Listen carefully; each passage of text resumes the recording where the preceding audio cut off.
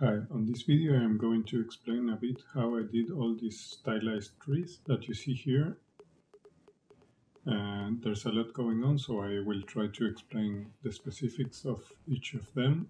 I would leave the download link for you to check them anytime you want. The first thing I want to say is that I want to explain is that we have all the trees inside this collection that has the render disabled, and inside there's a collection with render enabled for each one of the trees. So this way, when we render, we don't have all the trees overlapping each other and rendering. And this way, but we have this enabled. So if we add an instance of this collection on a collection that has render enabled, or the scene collection, for example, Shift A, collection instance, and we select the tree that we want to add. Since it is inside a collection that is enabled for render and the original instance collection also has render enabled, it will render. If we do this individually and we disable the collection render here, when we add it, no matter where, it won't render. So it's just a little explanation to explain why it's ordered like this. Okay, so we will go one by one, explaining a bit of there are two main things here. We have the modeling of the trees and the textures. So I will go in order, one by one, explaining a bit of if there's something new about the way we model it, I will mention it, and also I will go through the material, the textures. Well, the first one, it's a super basic way to create trees. It's something that a lot of people use, and you can do base mesh for sculpting, or if you want a low poly tree, you can leave it like this. If we turn off the skin modifier, we can see that all we have here is a bunch of edges and vertices, and all we have to do is, I will hide this and create a new object to explain. We can use whatever we want, and we'll go to edit mode, select everything, merge with M at center. I will activate screencast so you can see what I'm pressing here, and then we can use E to extrude and start creating our tree.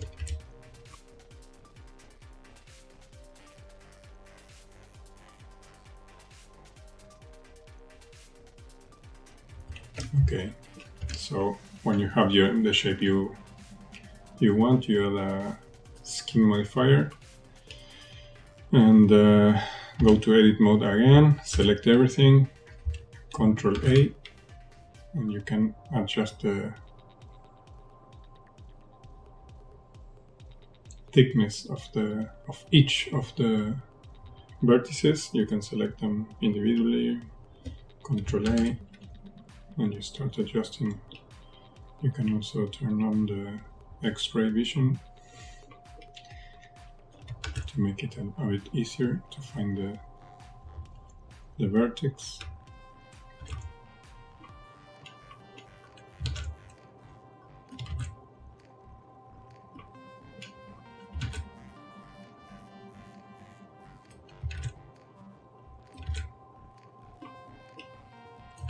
I think you get the idea.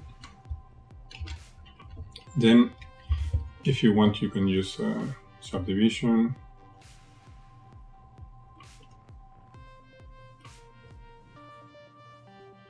You can use decimate to add subdivision and a decimate to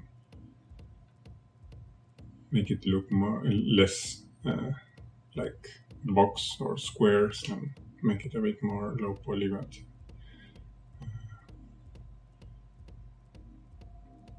as you can see, if you want to add shade smooth, you have to apply the skin modifier because there are no real faces here. You can now it is here, or Control A over the modifier, and now you can shade smooth. Well, that's the basic idea of how this works. You can also sculpt on it or whatever if you apply the subdivisions, and you can do as you want. On the base, we did a bit the same with a decimate. If you can look at this is a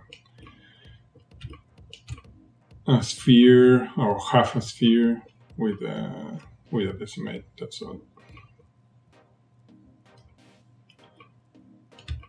The rocks were I sculpted them and then used a decimate with a planar mode. Makes it a little bit more like low poly. If you can see the collapse, it's a bit less. The planar is like respects the planes, the angles a little bit more. And well, the flower is a node that I added.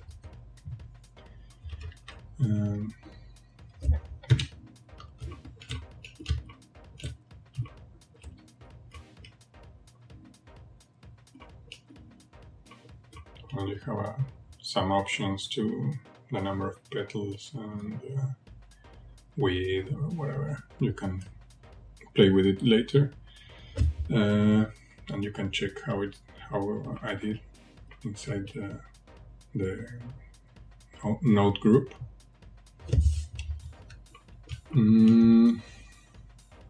Well, the graph is super simple. It's using the random, and it will pick a number between 0 and 1. So they will be for each instance of the object. So they are all different or have a little variation between them. I added a particle system to the same tree, and we are using advanced rotation to rotate them a bit.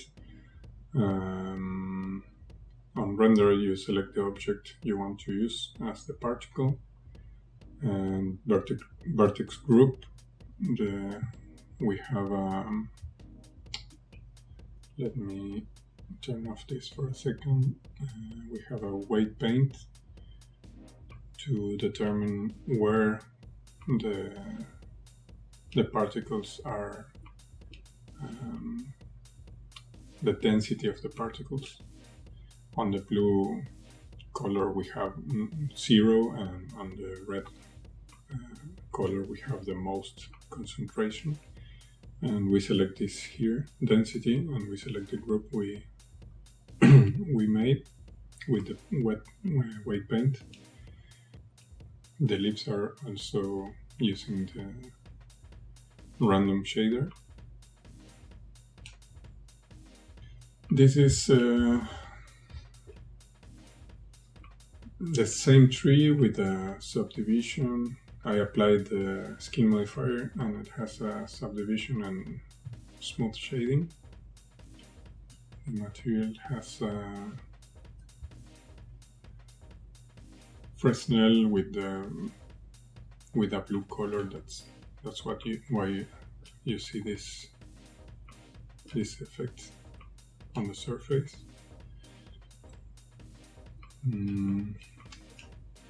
And trunk, we have a combination of two textures to obtain this design here, this texture, and we use that color, it's a black and white color, as a factor on a mix RGB node, and then again the Fresnel to give this highlight to the borders a bit.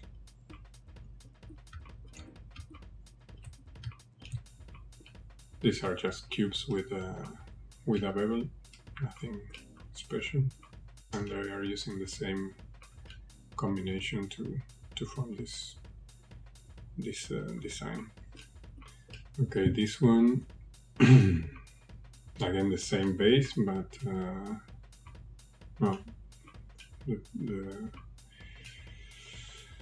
the top of the tree was made with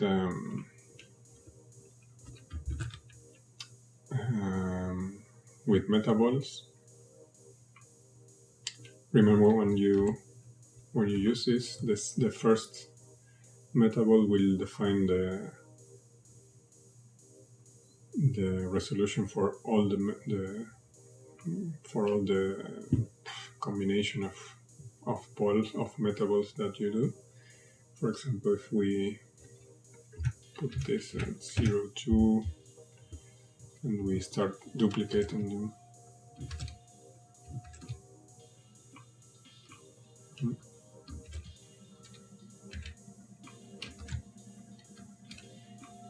this way I did this shape.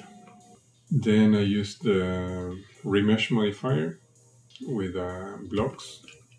As you can see, the original shape is this, and when we use blocks, you can define also the size of the blocks. And the same for everything here, is using the same modifier. This one was the same base mesh, but I sculpted. I will try to show a little video. I think I have a video of how I did it. And for the base, I'm using this place. It's the same base with a subdivision, and this place with I believe it's Voronoi texture.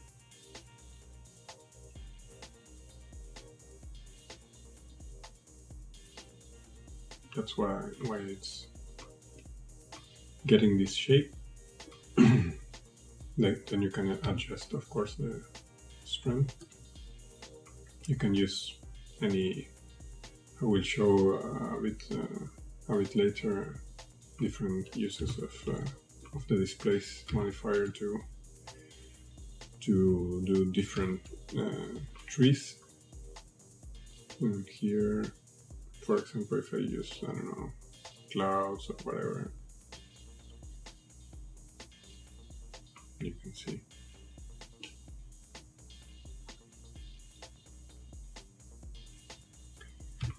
And here we have the shading. It's a bit more complex, but basically we have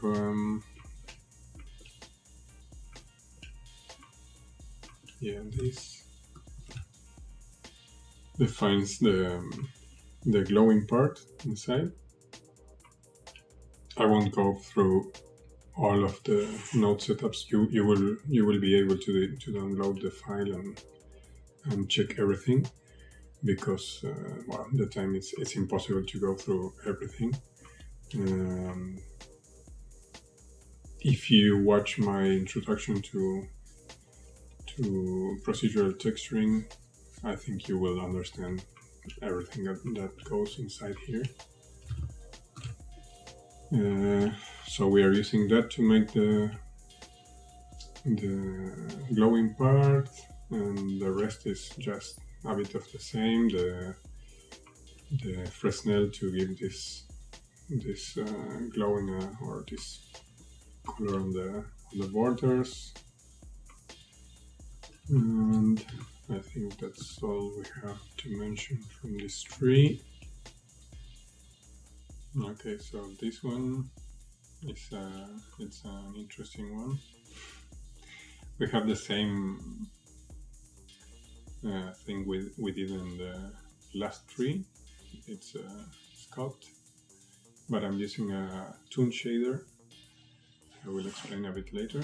And we are using also two different, the same mesh here. This was made with Metapols also. And this one, it's a material that it's showing only the front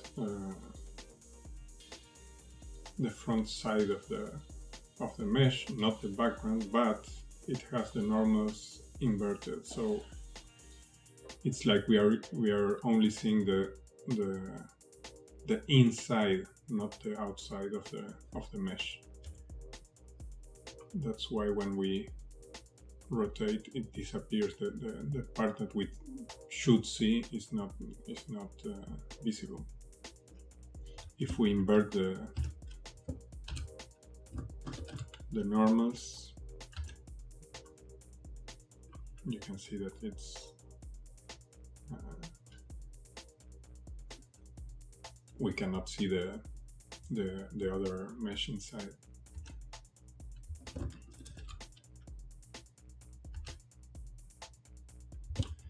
And the same is done here, as you can see.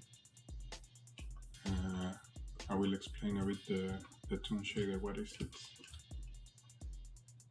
For this, it's better without the ambient occlusion. We can see the effect as it should be. What is going on here is that we have a diffuse shader that it's getting all the information about the lights and shadows, the shading. There's a shader to RGB that works in Eevee, and what it does is to convert that those values of the light into colors. So usually it's the same, but since this is color, we can now adjust with a color ramp and create this. We can also adjust how much of the, or maybe you want 4 or 5 steps of shadows in I don't know, your creations. And then I use a multiply with a color, and with this factor I can also control a bit like the brightness, how much of this color goes to is multiplied by this color, this scale, and that's it. I think it's pretty simple. Okay, this one is simple because it's just the same. No, this is okay. This is a bit different. It has also two different meshes, as you can see. What we are using here is the facing value, and a Fresnel, sorry, and we have an emission, transparent. So that's the effect we are getting here. You can adjust also the value to make it like less or more strong. And well, then this is just a super with zero roughness. It's like a mirror almost. Here I'm using a particle system with I'm not using random order because sometimes you get this overlapping. So this way, as I'm using the vertices as the emitter, the source of the emitter, as you can see, there's one on each vertex, and since I have a number that is less than the amount of vertex that the shape has, if you put too much, you have also overlapping, and the random also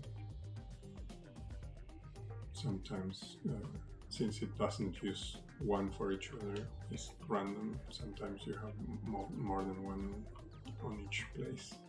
Yeah, random scale to make them a little bit different from each other.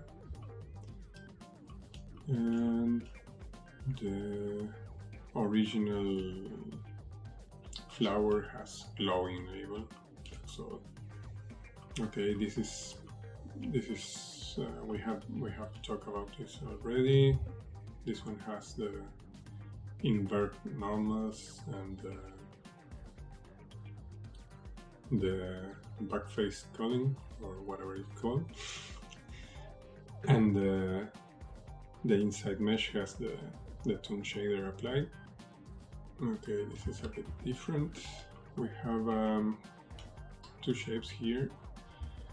The one in the middle, it's using phasing, where the more direct at you that the face is, or the shape is, the more, or that's the the factor we are using. If it is not facing on you, it will use the other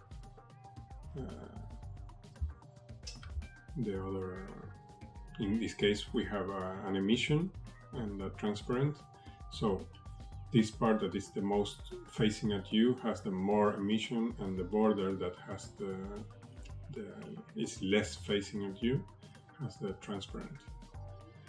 If you change a bit this, you will see that. And originally this is just a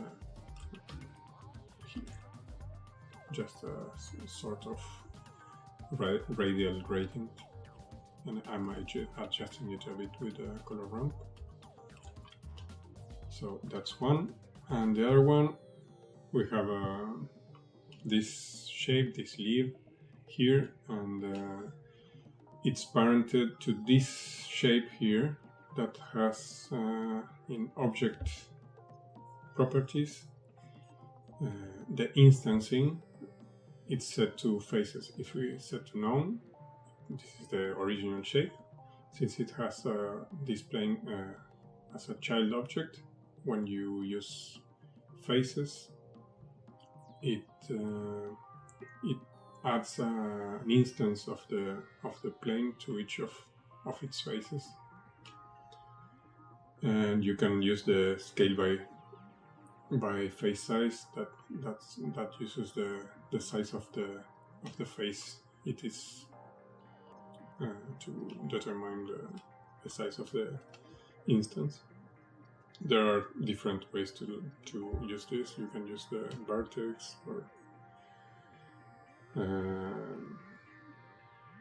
here you can set if the instancer, the object, is visible in renders or on the viewport. I have it disabled, that's why we see this, and when this shape is inside, we get that effect. This shape,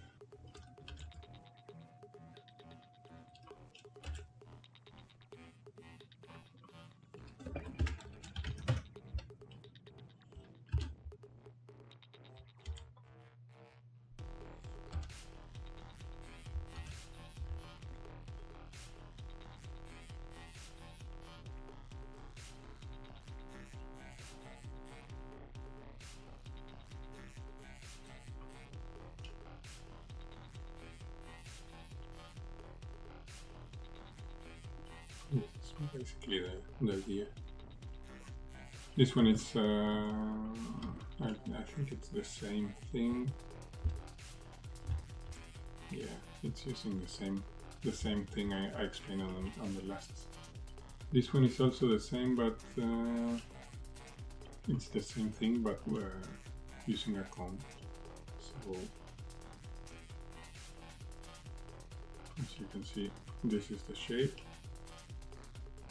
Again, the same thing with a cylinder. Okay, so this one has a simple deform, a twist modifier. It's a basic, super basic shape. Basically, it's a cube that is smaller on the top. Then subdivision.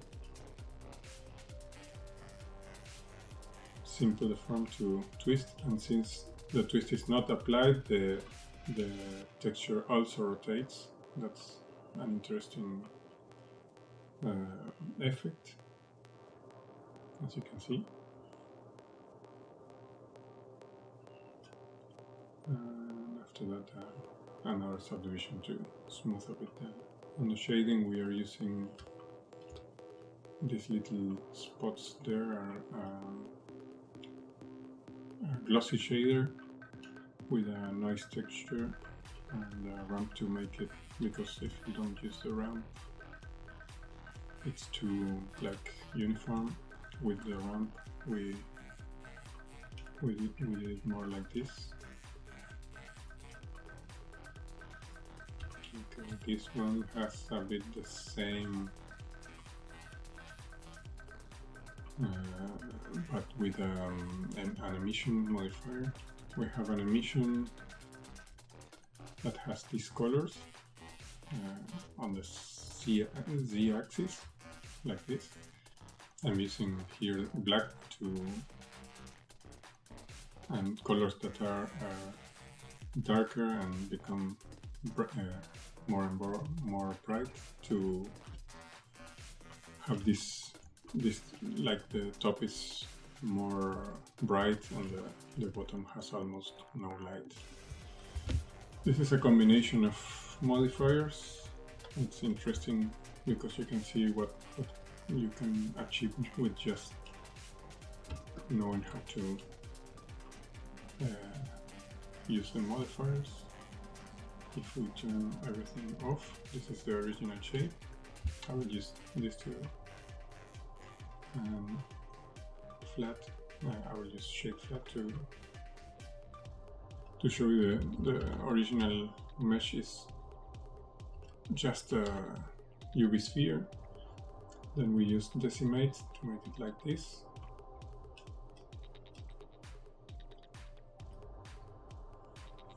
And then we use edge split, that it's like separating every single edge from each other. And since we have this, when we use displays, they separate like this. Then we are using solidify, and then we are using bevel to round a bit these corners and shade smooth, and that's it. The material is simple. Also, we have a color ramp for there's a gradient texture that generates a scale from the center of the object to the border, and we have one ramp for the glowing effect and one ramp for the color. Here we have displays. We talked a bit. Here we're using it to give different shapes to the trees. And this is originally just a sphere with a high amount of subdivision to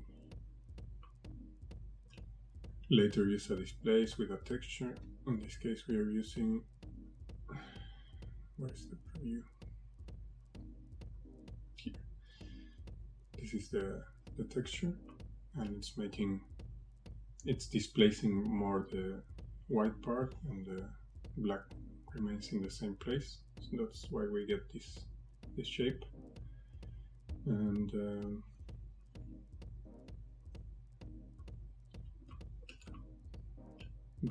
it's using the tone shader also, and I think that's it. Here we are using the same, but with a clouds texture. The shading, it's a Fresnel with transparent and emission. We already saw that. And the center is also, we saw that on another tree also. It's using the facing. This one is using a spiral. You can create spirals with, I'm not sure if this comes already with activated. I think they do, but I will try to find out before I upload the video. So we go to curve, spirals, and you have a lot of different ways to do it.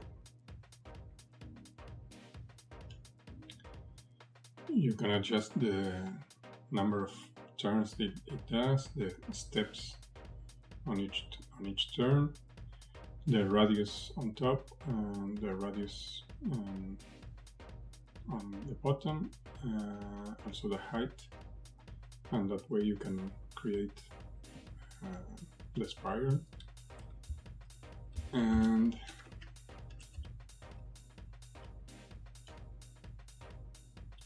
okay, so here I have the spiral, and with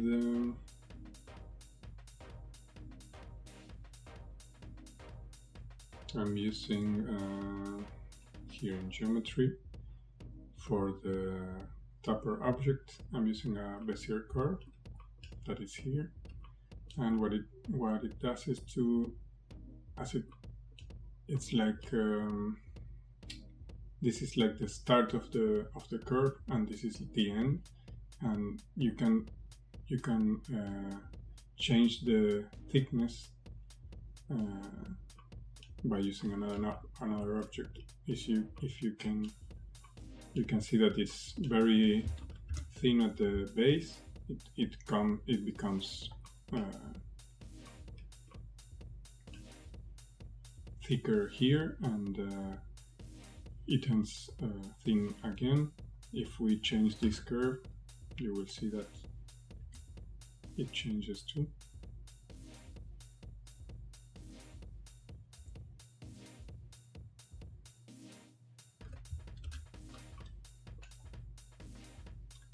And you can animate this. I did this in the intro video, that you can animate here. The center, it's the same thing we used before with the facing. You can check it out after.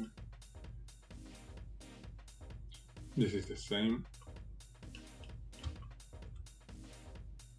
In this case, I think I used the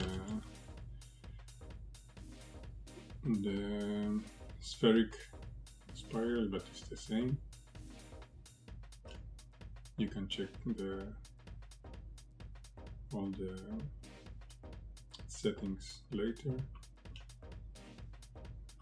This one, it's a bit more complicated in some way. These are two different spirals that I later joined like this, and then I duplicated the object and did this sort of thing.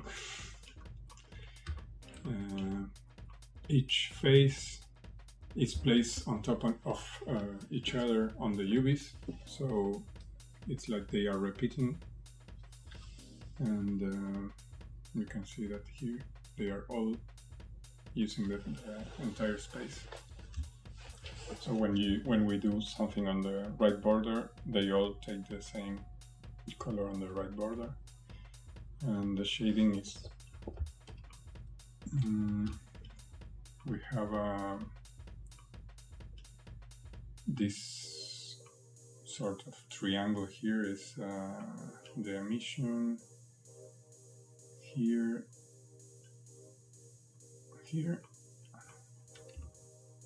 we have this shape, and then we use greater than to just select a bit of it, and we use that as a factor to the emission, and we are using two different noises to make this pattern. Then we mix it all, and we use a Fresnel also to give this effect here and here on the border. This one is the same that we already saw 2 times.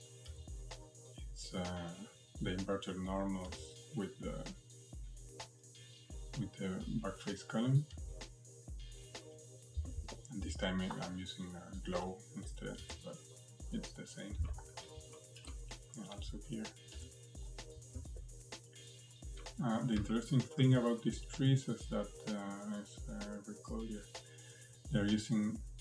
We are using just. Let me turn off this and this. This is the tree. We just create.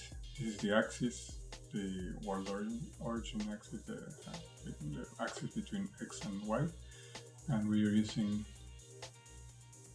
just this shape, then the screw modifier to create the shape, as you can see. Well, this is just easier if we see it this way, like this. It is spinning around Z-axis. I'm doing this, and you can set the steps here, and then I'm using a subdivision to obtain this shape. And you can, as you move this, you can, it's like using some sort of clay torno, I don't know how they call it in English.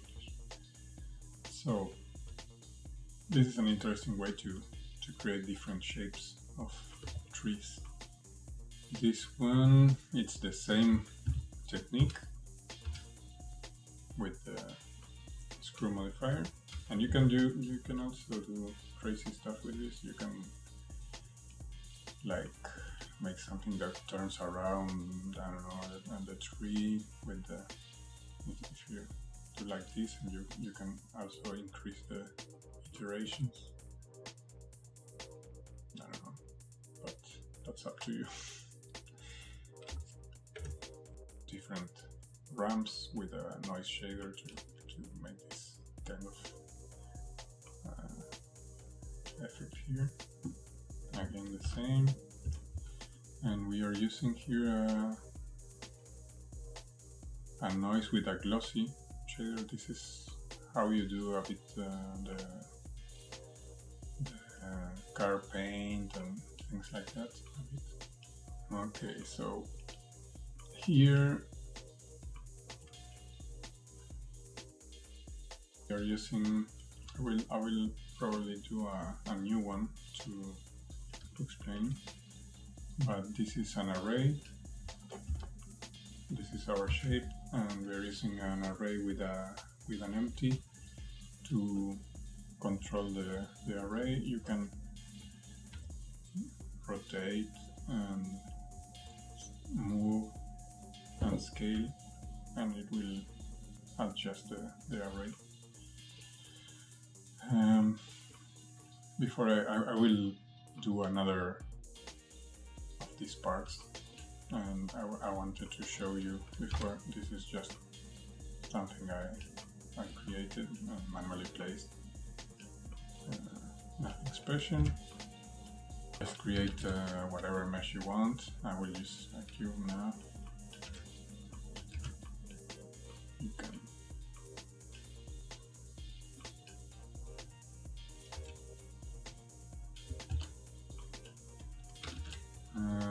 then you add an empty.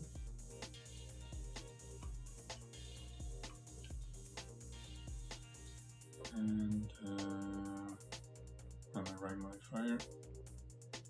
You uncheck the relative offset and click on the object offset, select the empty,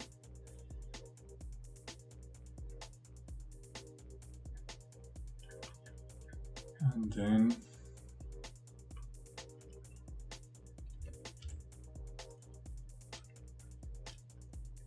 we have to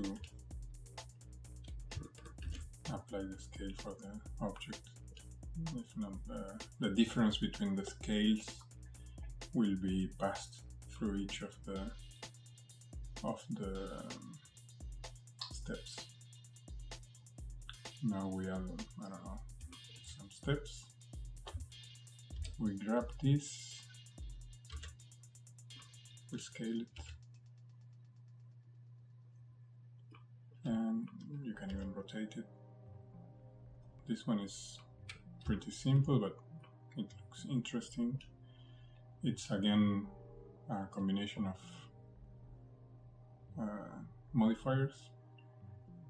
The array is the same thing we did with the palm tree, and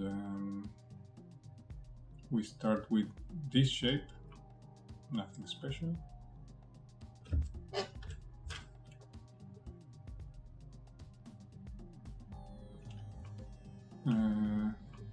Then I did subdivision displays to kind of make it more rounded like this.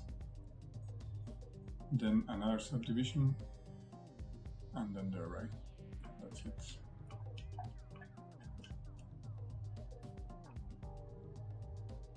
And this one is using the same technique.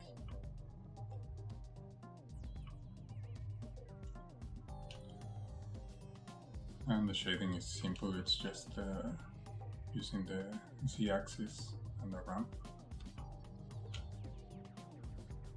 So, well, you can then download the blend file and investigate and open and check everything you want. And I hope you have enjoyed this tutorial. I'm still trying to feel more comfortable. It's hard for me at the same time that I'm thinking what to say, talking in a language it's not my own, of course, and well, I think I may get used to it, and I hope you don't mind, and see you in the next video. Thanks for watching.